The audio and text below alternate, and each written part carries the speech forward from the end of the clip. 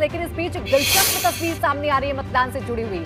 महोबा से ये तस्वीर सामने आ रही है जहां विदा होने से पहले दुल्हन ने मतदान किया। ससुराल जाने से पहले दुल्हन तहसील मतदान केंद्र में अपना वोट डालने पहुंची। गीता ने दुल्हन के जोड़े में वोट देकर लोगों से मतदान की अपील भी की है। ये देखिए तस्वीरें हम आपको दिखा रहे हैं और यही है लोकतंत्र के महापर्व की खूबसूरती कि लोग मतदान करने के लिए उत्साहित नजर आ रहे हैं और अपने तमाम कामों को छोड़कर सबसे पहले मतदान करने के लिए पहुंच रहे हैं। और इसी कड़ी में ये दुल्हन विदा होने से पहले यानी ससुराल जाने से पहले मतदान करने के लिए पहुंची है। लाल सुर्ख जोड़े में मतदान करने के लिए ये दुल्हन पहुंची है। जैसा कि आप तस्वीरों में भी देख सकते हैं, उत्साह साफ तौर पर नजर आ रहा है दुल्हन के चेहरे पर।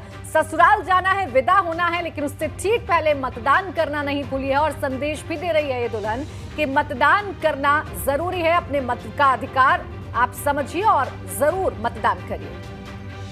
मुझे बहुत अच्छा लग रहा है और मेरा कर्तव्य था, पहली बार वोट डालना था तो इसलिए वोट डालने आए हैं। आज शादी है आपकी? हाँ, आज शादी, आज विदाई है। विदाई से पहले ही डालने आए हैं। विदाई से पहले डालने आई। हाँ। कैसा महसूस कर रही है, कैसा लग रहा है? बहुत अच्छा लग रहा है। अच्छा, मनसा क्या संदेश देना चाहती है और लोगों से अपील करना चाहती है वोट डालने की, कहना चाहती है? सभी लोग वोट डालें।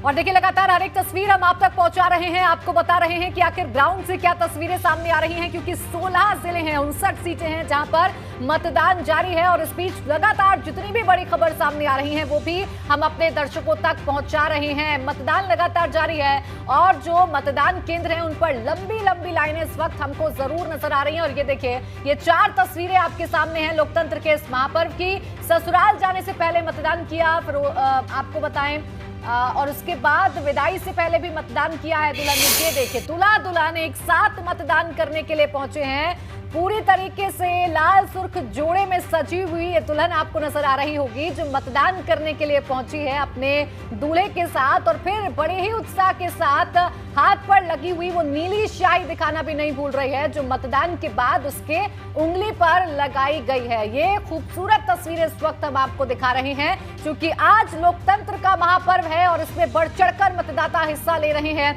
ना सिर्फ हिस्सा ले रहे हैं बल्कि संदेश भी दे रहे हैं। तहसील मतदान केंद्र में अपना वोट डाला है। ये तस्वीरें हम आपको दिखा रहे हैं। अपने दूल्हे के साथ पहुंची है दुल्हन और एबीपी गंगा भी आपसे लगातार यही अपील कर रहा है कि तीसरे चरण में अगर आपके यहाँ भी मतदान हो रहा है, आपका नाम भी वोटिंग लिस्ट में है, तो आप जरूर अपने घर से निकलिए और मतदान कीजिए, अपने अधिकार का प्रयोग जरूर कीजिए। ये तीसरे चरण का मतदान है। 16 जिलों की 59 सीटों पर मतदान हो रहा है। चलिए, मतदान की लगातार तमाम अलहदा तस्वीरें सामने आ रही हैं जो आप तक हम पहुंचा रहे हैं और इन्हीं तस्वीरों के बीच एक बड़ी जानकारी मिल रही है। बड़ी खबर है झांसी से। झांसी में ईवीएम खराब होने से मतदान पर इसका असर दिखाई दे रहा है। सितारा में बूथ नंबर 242 की बात बताई जा रही है जहां पर ईवीएम में खराबी। झांसी से बड़ी खबर आपके सामने है। सितारा में बूथ नंबर 242 पर ईवीएम खराब हो गया। लोगों की भीड़ वहां पर पहुंची है मतदान के लिए, लेकिन निराशा, देखिए परेशानी ईवीएम खराब होने की वजह से मतदान यहां पर बाधित हो गया है। ये बड़ी जानकारी झांसी से है। अलग अलग हिस्सों से तमाम बड़ी खबरें निकल करके सामने आ रही हैं। उसी में से एक है झांसी जहां पर भी ईवीएम में खराबी आ गई है। कोई टेक्निकल एरर बताया जा रहा है जिसकी वजह से फिलहाल के लिए जानकारी ये है कि मतदान को रोक दिया गया है। ये बड़ी खबर सितारा में बूथ नंबर 242 जहां पर ईवीएम में खराबी जिसकी वजह से मतदाता परेशान। लगातार ये बड़ी खबर हम आपको बता रहे हैं और इस बीच कन्नौज से खबर है जहां आज वोटिंग हो रही है। कन्नौज सदर से भाजपा प्रत्याशी असीम अरुण की जो किस्मत है वो आज दांव पर लगी हुई है और उनकी किस्मत आज ईवीएम में कैद हो जाएगी, जिससे जुड़ी हुई हर एक तस्वीर एबीपी गंगा आप तक रख रहा है क्योंकि आज कई दिग्गजों की साख पूरी तरीके से दांव पर लगी हुई है। ये कहा जाए तो गलत नहीं होगा। उनसे हमारी एक्सक्लूसिव बातचीत आइए आपको सुनाते हैं भाजपा प्रत्याशी असीम अरुण से। पुलिस की नौकरी को छोड़कर अब चुनावी मैदान में हैं असीम अरुण। कन्नौज की सदर विधानसभा सीट से बीजेपी के उम्मीदवार हैं। अब आज सुबह सुबह मैंने देखा, तस्वीरें देखी, आप पूजा पाठ कर रहे हैं। क्या मांग रहे हैं भगवान से? भगवान से मांग रहा हूँ कि मुझे संतोष दें, जितना मुझे दिया मेरी काबिलियत से ज़्यादा दिया और जो आगे मिले उससे मैं संतोष करूँ। आपका मुकाबला ऐसे उम्मीदवार से है जो 3 बार से यहाँ विधायक हैं। समाजवादी पार्टी का ये गढ़ रहा है एक तरीके से। आपको कितनी उम्मीद है कि आप उस गढ़ को तोड़ पाएंगे और क्या वजह मानते हैं? गढ़ तो कुछ भी नहीं है। लोकतंत्र में कोई कहे कि गढ़ है, इसका मतलब कि वो मतदाताओं के ऊपर कुछ अधिकार हो गया है, ये गलत है। दूसरा लॉजिकल, हम सांसद हमारे 4 विधायक हमारे, तो गढ़ कैसा फिर? हाँ, एक सीट है सदर कन्नौज की, जिसमें मैं प्रत्याशी हूँ। समाजवादी पार्टी के सिटिंग विधायक हैं, 15 साल से हैं, उनका ज़बरदस्त एंटी इनकम्बेंसी है। कैंडिडेट के रूप में तुलना करने पे लोगों की रुचि मेरी ओर है। अपनी तारीफ करना मैं अभी नहीं सीख पाया हूँ, लेकिन बहुत ही प्यार लोगों का मिल रहा है अपार। जो सबसे बड़ी बात, भारतीय जनता पार्टी ने जो काम किए पिछले 5 साल में, कानून व्यवस्था को मजबूत किया, विकास की नदियाँ बहीं, राष्ट्र सम्मान बढ़ा, राष्ट्र की सुरक्षा बढ़ी, ये सब चीज़ें। तो असीम अरुण से जो खास बातचीत हुई वो हमने आपको सुनाई, लेकिन इसी बीच एक बड़ी खबर मिल रही है। इटावा के जसवंत नगर में बूथ नंबर 328 पर ईवीएम खराब हो गई है। जसवंत नगर में बूथ नंबर 328 पर ईवीएम खराब होने से मतदान बाधित हो गया है। ये बड़ी खबर आपको बता दें, इटावा के जसवंत नगर में बूथ नंबर 328 पर ईवीएम खराब हो गई है। मतदाताओं की लंबी लंबी कतार लगी हुई है, लेकिन ईवीएम खराब होने की वजह से मतदान प्रभावित हुआ है। मतदाताओं को परेशानी हो रही है, इंतजार करना पड़ रहा है। तो ये बड़ी जानकारी आपको दे दें, इटावा के जसवंत नगर में बूथ नंबर 328 पर ईवीएम खराब होने की ये बड़ी जानकारी सामने आई है। 328 ईवीएम खराब होने की वजह से मतदान भी वहां पर बाधित हुआ है। मतदाताओं को परेशानी उठानी पड़ रही है। बिल्कुल, देखिए लगातार हर एक बड़ी खबर हम आप तक पहुंचा रहे हैं और ग्राउंड पर भी आपको लेकर जा रहे हैं, क्योंकि मतदान केंद्र से जो तस्वीरें आ रही हैं उन्हें देखना भी बहुत जरूरी है। सीधा आपको हाथरस लिए चलेंगे, मेरे सहयोगी सनोज वहां पर मौजूद है। सनोज, क्या तस्वीरें हैं मतदान केंद्र से? बात भी करिए मतदाताओं से। देखिए, मतदान केंद्र के जो तमाम आसपास के कई मतदान केंद्र हैं, वहां पर बहुत ज्यादा मतदाताओं की कतारें लगी हुई हैं। अभी यहाँ भी कतारें थी, लेकिन अभी जो कुछ मतदाता है कम रह गए हैं, कुछ और मतदाता यहाँ पर आ रहे हैं। लेकिन एक सबसे अच्छी बात मैं आपको बताना चाहूंगा कि जो लोग वोट की कीमत नहीं समझते हैं, उसको वोट की कीमत डॉक्टर उषा गुप्ता है वो समझाएंगे। हम उनसे खास बातचीत करेंगे। और उषा गुप्ता के बारे में मैं आपको बताना चाहूंगा, वो अमेरिका से वोट करने आई हैं। आप समझिए, लोकतंत्र के महापर्व की सबसे अच्छी तस्वीर ये है कि अमेरिका से वो वोट करने आई हैं। उषा मैडम, आपसे जानना चाहूंगा कि कब कब आप यहाँ वोट करने ही आते हैं? अमेरिका कैसे सेटल? अमेरिका मेरा बेटा है, वहाँ डेंटिस्ट है, तो मैं अब after my retirement from my job, तो आई स्टार्टेड लिविंग देयर, और अभी मैं वहीं पर रहती हूँ। लेकिन वोट देने के लिए 2017 में भी आई थी, 19 में भी आई थी, और आज भी आई हूँ, और आगे मौका मिला तो आगे भी आऊँगी। अच्छा, बहुत आपका जज्बा, बिल्कुल मौका मिलेगा आप आइएगा। अच्छा, आपने देखा होगा बहुत लोग हैं अपने घर से चंद कदमों की दूरी पर बूथ पर ही वोट डालने नहीं जाते हैं। आप अमेरिका से 7 समुद्र पार से वोट डालने आ गए। तो वो लोग इसकी इम्पोर्टेंस नहीं समझते, शायद इसलिए ऐसे लोग केवल शिकायत करते हैं, अपने अधिकार को नहीं समझते हैं। अच्छा, डोर टू डोर कैंपेन भी करती हैं, सोशल मीडिया के थ्रू भी आप लोगों को जागरूक करती हैं?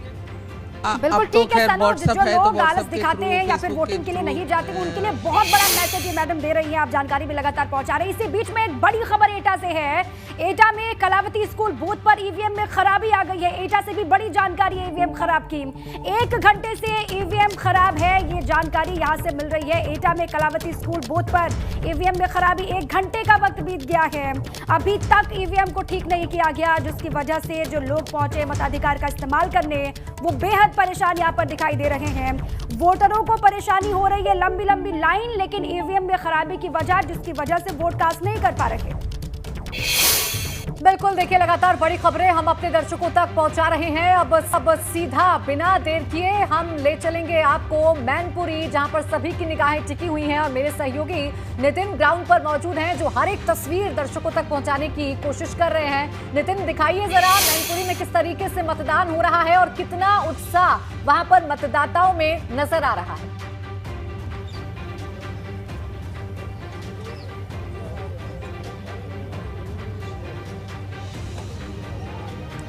नितिन, आवाज मिल पा रही है आपको?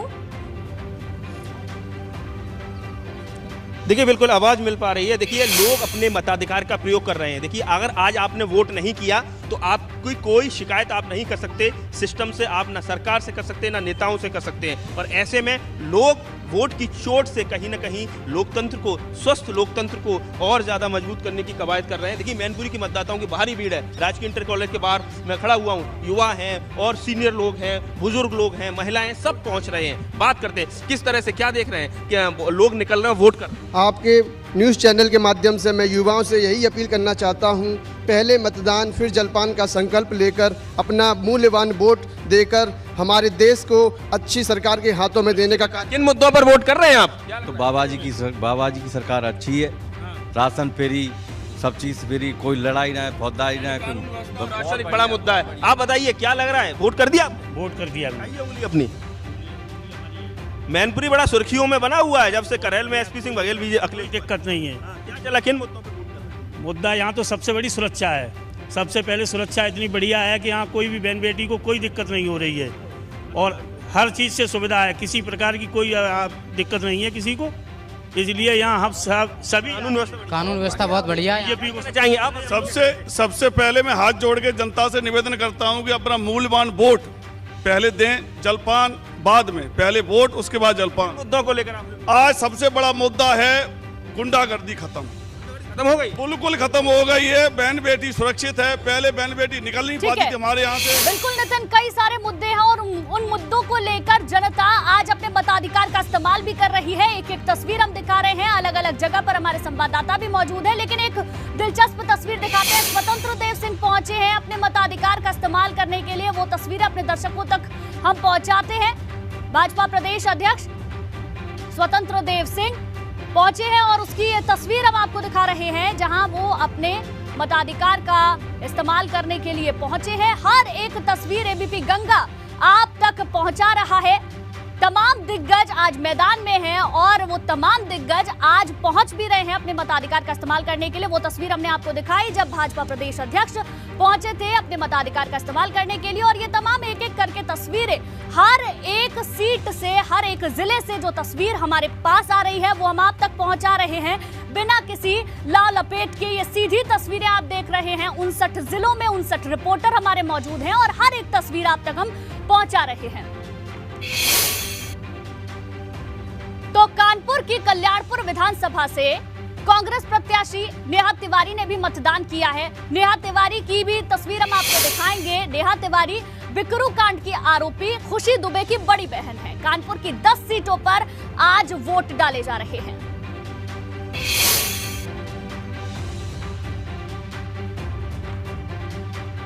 देखिए तस्वीर आपको दिखा रहे हैं, जो तस्वीर इस वक्त आप अपनी टेलीविजन स्क्रीन पर देख रहे हैं। नेहा तिवारी ने मतदान किया है। कल्याणपुर विधानसभा से कांग्रेस की प्रत्याशी है नेहा तिवारी।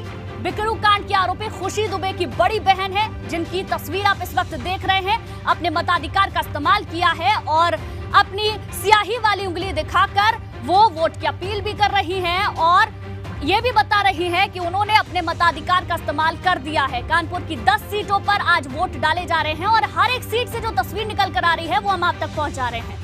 कल्याणपुर विधानसभा से कांग्रेस की प्रत्याशी है नेहा तिवारी, जिन्होंने मतदान कर दिया है, उसकी ये तस्वीर हम आपको दिखा रहे हैं। तो वहीं एटा से भी आपको जानकारी दे दें, जहां भाजपा सांसद हरनाथ सिंह ने मतदान किया है, तो फर्रुखाबाद में भी सलमान खुर्शीद ने वोट डाला है। कानपुर के गोविंदनगर से भाजपा प्रत्याशी सुरेंद्र मैथानी ने पूजा की और करहल से भाजपा प्रत्याशी एसपी सिंह बघेल ने भी पूजा की। ये 4 अलग अलग तस्वीरें इस वक्त आप अपने टेलीविजन स्क्रीन पर देख रहे हैं, जो आपको मतदान की हर एक जानकारी दे रही है। मतदान की हर एक तस्वीर लगातार एबीपी गंगा आपको दिखा रहा है। एटा में जहां सांसद हरनाथ सिंह ने मतदान किया, तो वहीं करहल में एसपी सिंह बघेल पूजा अर्चना भी करते हुए नजर आए और फर्रुखाबाद में सलमान खुर्शीद ने भी अपना वोट कास्ट किया है।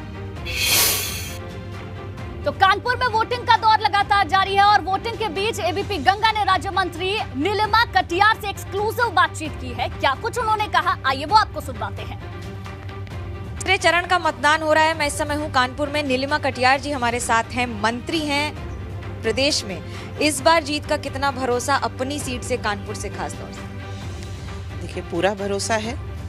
जिस तरह से पूरे 5 वर्ष माननीय मुख्यमंत्री योगी आदित्यनाथ जी के नेतृत्व में उत्तर प्रदेश के अंदर सरकार चली है और उसी प्रकार से कल्याणपुर विधानसभा में भी जो केंद्र सरकार की जनहित लोकहित की योजनाएं हैं, जो राज्य सरकार की जनहित की लोकहित की योजनाएं हैं, उनकी कल्याणपुर विधानसभा के अंदर जो पात्रताएं हैं उनको लाभार्थी में बदलने का पूरा प्रयास किया है और इस विधानसभा की जो मूलभूत वरीयता की आवश्यकताएं थी उन्हें ही एड्रेस किया है। लेकिन सवाल उठ रहे हैं कि समाजवादी पार्टी का कहना है कि बीजेपी इस बार हार की तैयारी कर ले। कैसे देखते हैं इन सारे शब्दों का इस्तेमाल? देखिए, अब मुद्दा विहीन विपक्ष है। माननीय मुख्यमंत्री योगी आदित्यनाथ जी के नेतृत्व में जो उत्तर प्रदेश में सरकार चली, तो भ्रष्टाचार मुक्त पारदर्शी व्यवस्था के साथ अराजकता मुक्त, आज दंगा मुक्त उत्तर प्रदेश है। कल्याणपुर विधानसभा में भी कई केंद्र ऐसे थे जो अराजकता के केंद्र हुआ करते थे। आज वो सारे स्थान समाप्त हो चुके हैं, लोग भूल चुके हैं अराजकता और दंगा। सवाल 3 वो कौन सी बातें जिसके तो नीलिमा कटियार जो कि राज्य मंत्री हैं, उनकी साख भी दांव पर लगी है। तीसरे चरण में उनको आप सुन रहे थे, जो अपनी जीत का दावा करती हुई नजर आ रही हैं। तो 16 जिलों की 59 सीटों पर किसका होगा विजय तिलक, आज ईवीएम में कैद हो जाएगा। और इसकी हर एक तस्वीर एबीपी गंगा पर आप देख रहे हैं। मेरे सहयोगी इस वक्त स्टूडियो से मेरे साथ बनी हुई हैं। डेटा सेंटर से हैं गुंजन दीक्षित और ब्रेकिंग सेंटर से हैं दीपा बाफुला। बिल्कुल प्राची, और इसी बीच में एक बड़ी खबर झांसी से यह है कि झांसी जिले में 9 बजे तक 7.98% मतदान हुआ है। ये 9 बजे तक का डेटा है। बिल्कुल दीपा, आपने वोटिंग परसेंटेज बता दिया। झांसी जिले में 9 बजे तक का जो वोटिंग परसेंटेज हमारे पास आ चुका है 7.98%। 4 सीटें और चारों सीटों पर वोटिंग परसेंटेज 9 बजे तक का क्या है वो बता देते हैं। करहल की सीट की अगर बात करें तो 10.5% यहाँ पर मतदान हो चुका है। अगली सीट की बात करें तो ये देखिए, बबीना की सीट का आंकड़ा 8.02%। झांसी की जो सीट है 5.74% और मऊरानीपुर की जो सीट है 9% और उसके बाद जो आखिरी सीट आप देख पा रहे हैं मरोठा की सीट, वहां पर 8% मतदान हुआ है। ये झांसी का पूरा आंकड़ा हमने आपको बताया, इसके साथ साथ मैनपुरी का भी बताएंगे, लेकिन झांसी की ये पूरी तस्वीर हमने आपको बता दी। हमारे सहयोगी भी ज्यादा जानकारी के साथ वहां से जुड़े हुए हैं। अवधेश का रुख करेंगे सीधे। अवधेश, वोटिंग परसेंटेज सामने आ चुका है 9 बजे तक का 7.98% वहां पर मतदान हुआ है। अभी वहां पर क्या तस्वीरें हैं? बिल्कुल देखिए, विधायक रवि शर्मा जी यहाँ पर आ गए हैं मतदान करने के लिए और देखिए वी साइन दिखा रहे हैं। और एक बार बात कर लेते हैं। देखिए विधायक जी हैं। विधायक जी, इस वक्त आप एबीपी गंगा पर लाइव हैं और किस तरीके का उत्साह देखने को मिला? पूरा कैंपेन कैसे चला? इस बार तो मुझे लगता है कि झांसी की जनता चुनाव लड़ रही थी, तो रवि शर्मा को चुनाव नहीं लड़ना पड़ा और लोग प्रसन्न हैं। और अब की बार तो एक नई चीज़ देखने को मिली, वो थी अल्पसंख्यक समुदाय के लोगों में, कि वो भी अब की बार भारतीय जनता पार्टी के समर्थन में उधर योगी जी झांसी आए तो बड़ी संख्या में महिलाएं रोड पे थीं अल्पसंख्यक समुदाय की। मुस्लिम लोग अपने रोड पे थे, पुष्प वर्षा कर रहे थे। अब की बार तो उन क्षेत्रों में भी उत्साह का माहौल है भाजपा को लेकर के, तो झांसी में तो बड़ा सकारात्मक माहौल। लेकिन विधायक जी, मतदान प्रतिशत थोड़ा धीमा चल रहा है, 7-8% हुआ है। क्या अपील करेंगे लोगों से? नहीं, देखिए, हम सब लोगों को लोकतंत्र के अवसर का लाभ लेना चाहिए और हमें घरों से निकल के मतदान निश्चित रूप से करना चाहिए। जब संविधान में हमको अधिकार मिला है कि हम अपनी मनपसंद व्यक्ति और सरकार को चुनने का, तो हमको भी अपनी यदि सरकार चुननी है तो निश्चित रूप से हमें घर से निकलना ही चाहिए। यहाँ पर आकर के मतदान करें, एक मजबूत और स्थायी सरकार बनाएं जिससे कि प्रदेश का विकास और तेजी के साथ। अच्छा, बताएं कि आपका मार्जिन हर बार बढ़ता है, क्या इस बार आपका लक्ष्य है मार्जिन को लेकर? और बुंदेलखंड में क्या बनेगी स्थिति? देखिए, हमारा लक्ष्य नहीं है, हमारे तो कार्यकर्ताओं का लक्ष्य जनता का लक्ष्य है कि अब की बार पहला चुनाव 8,000 से, दूसरा चुनाव 60,000 से, अब की बार 1 लाख। ठीक है अवधेश, लगातार रिएक्शंस भी आ रहे हैं, ये बहुत जरूरी है। लेकिन इस बीच में कन्नौज से बड़ी खबर है। कन्नौज जिले में 9 बजे तक का डेटा आपको हम बता दें, 10.16% मतदान हुआ है कन्नौज जिले में 9 बजे तक। 3 विधानसभा की सीटें हैं और तीनों में देखिए 10.16% मतदान हो पाया है 10 बजे तक का आंकड़ा। बिल्कुल दीपा, आपने बता दिया कन्नौज जिले की 3 सीटों पर ओवरऑल अगर देखें तो 10.16% मतदान हुआ है 9 बजे तक का आंकड़ा। लेकिन 3 सीटों पर अलग अलग कितना वोटिंग परसेंटेज है वो भी हम आपको बता देते हैं। कन्नौज की जो सीट है 9.5% यहाँ पर वोटिंग हुई है। इसके अलावा छिबरा मऊ की सीट 11.2% 9% यहाँ पर मतदान हुआ है। और जो तीसरी सीट आप देख रहे हैं, तीसरी सीट पर 9.6% मतदान हुआ है। यह अभी तक का वोटिंग परसेंटेज हमने आपको बताया। 2 घंटे हो चुके हैं और 2 घंटे में कितनी वोटिंग हुई है ये हम आपको बता रहे हैं। कन्नौज से हमारे सहयोगी विवेक त्रिपाठी भी हमारे साथ जुड़े हुए हैं। विवेक, कन्नौज में अभी क्या तस्वीर है? 2 घंटे का वोटिंग परसेंटेज आ चुका है, क्या अब धीरे धीरे लोगों की संख्या बढ़ती जा रही है?